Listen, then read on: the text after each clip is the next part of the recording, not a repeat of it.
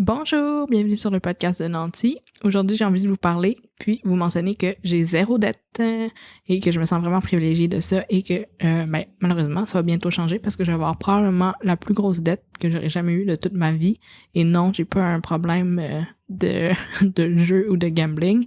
C'est tout simplement parce que je viens de faire l'acquisition de ma première maison. Donc, avant de commencer, je voulais juste vous mentionner que ça fait un petit bout que j'avais fait un épisode solo. Les dernières fois, en fait, le dernier épisode que j'ai enregistré seul, c'était l'épisode « À leurs yeux, je serai toujours une crise de chinoise ». Et vous avez été plusieurs à m'écrire et me mentionner que vous avez vraiment trouvé ça intéressant, mon propos. Et ensuite, après avoir publié cet épisode-là, on dirait que comme la semaine d'après, je me sentais pas vraiment dans mon élément où je trouvais ça un peu bizarre de comme revenir vous parler directement de j'ai fait X milliers de dollars cette année, puis de continuer à vous parler de ma vie vraiment facile et de tous mes privilèges. Bien que j'étais comme un peu mal à l'aise puis que j'ai eu des questionnements, je me suis quand même dit que j'allais continuer à parler des choses qui m'arrivent dans ma vie. Puis même si bien entendu je suis privilégiée, ça fait quand même que je partage avec vous vraiment ouvertement toutes mes inspirations, puis aussi qu'est-ce que je fais pour atteindre cette richesse-là. Je pense pas que même si j'ai eu des privilèges dans la vie ou que j'ai été vraiment chanceuse financièrement parce que j'ai jamais eu de dette ni de prêt étudiant, que ça fait que c'est vraiment plus facile pour moi de justement d'aller soit à la bourse ou de faire des économies ou de réinvestir. Ça reste que ce que j'enseigne, entre guillemets, puis là je dis enseigne vraiment libéralement parce que, comme vous savez, je suis pas une conseillère financière, je fais juste vous partager mon hero journey, comme j'ai dit sur le podcast de Francis Parent-Valquette la semaine passée ou cette semaine, je me souviens plus. Tu sais, pourquoi les gens m'écoutent, mais c'est juste pour entendre l'histoire d'une personne qui partage le tout. Je dis pas que je suis meilleure que les autres, je fais juste vraiment partager. Donc, veux pas, faut pas que je me cache que mes privilèges, ça fait partie de mon journey. C'est peut-être un moins hero parce que je pars pas avec, je sais pas moi, moins 100 000 $ de dette, mais ça reste que, j'imagine que mon message est intéressant et que vous êtes content d'en apprendre un peu plus sur ma vie. Donc, j'ose espérer que même si, oui, j'ai peut-être une vie vraiment facile et que je suis la personne la plus chanceuse au monde, que mon message peut quand même aller à vous et que ça vous sera utile. Moi, mon but, et je le dis et je le redis, ma mission, c'est d'enrichir toutes les facettes de vos vies. Puis, bien entendu, ça passe aussi par l'argent.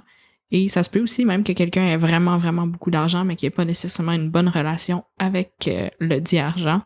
Donc, j'espère que, comme je me répète, là, mais que ma mission de vous aider à aimer l'argent se concrétise et que ça puisse vous aider. D'ailleurs, même si je parle toute seule au micro en ce moment, n'oubliez pas que c'est toujours une discussion. Vous pouvez venir m'en parler, soit sur les médias sociaux de Nancy ou par courriel à rosie@nancy.ca.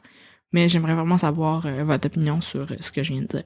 Alors, pourquoi je vais avoir une grosse dette? Comme je l'ai dit en début d'épisode, c'est parce que je viens juste d'acheter une maison. Avec mon conjoint, on va on fait l'exode des villes et on s'en va demeurer dans les cantons de l'Est. On s'est acheté vraiment une maison, j'allais dire une maison ordinaire, mais pourquoi je dis ça? On s'est acheté une maison bungalow sur un grand terrain, puis c'est vraiment le grand terrain qui m'enchante vraiment. J'étais très, très réfractaire à l'idée d'acheter une maison parce que moi, je le vois vraiment comme une grosse dépense. Puis si vous avez lu le livre de Robert Kiyosaki, Rich Dad Poor Dad, Père riche, Père pauvre en français, vous savez que lui, il dit que la maison, c'est une des dépenses, une des plus grandes dépenses, puis les gens se leurrent en se disant que acheter une maison, c'est comme le meilleur investissement.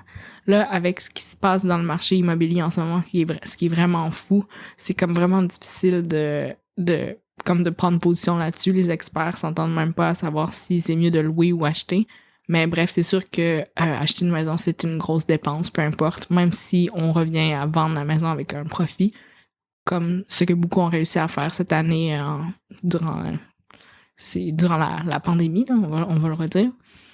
Donc, c'est sûr que oui, on peut faire vraiment un bon profit, puis je pense vraiment aussi que l'immobilier, c'est la meilleure manière de générer de l'argent, puis de la generation wealth, je sais pas comment le traduire en français, mais faudrait que je revienne là-dessus.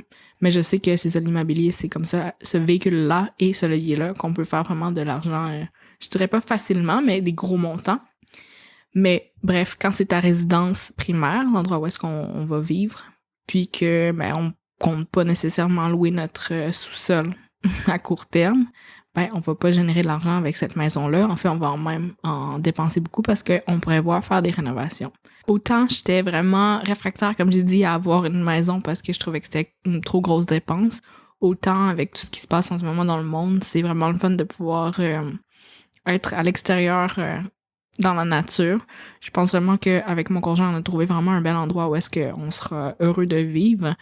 Et j'ai relu Rich Dad Poor Dad et je me suis dit que même si toutes les statistiques, toutes les Excel spreadsheets, on peut toutes les regarder, on peut toutes recomparer, mais rendu à un moment, quand on est riche, quand on a assez d'argent, puis on peut se le permettre, je me dis pourquoi pas investir dans quelque chose qui nous fait plaisir. Et je pense qu'on était vraiment là dans notre vie à vouloir se poser à quelque part.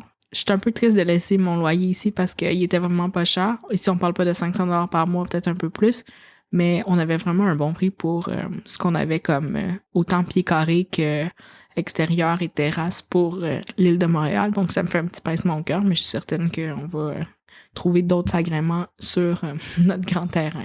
Quand je dis grand, c'est vraiment grand. Là, on a plus de 1 acre de terrain. Donc, on va vraiment pouvoir s'amuser là-bas. Alors, voilà, c'était vraiment un petit épisode très court. J'aime ça enregistrer des petites capsules comme ça. On dirait que ça me manquait un peu, mais je pense que je vais revenir là, faire des petits coucous comme ça de temps en temps. Merci beaucoup pour votre écoute, puis à bientôt!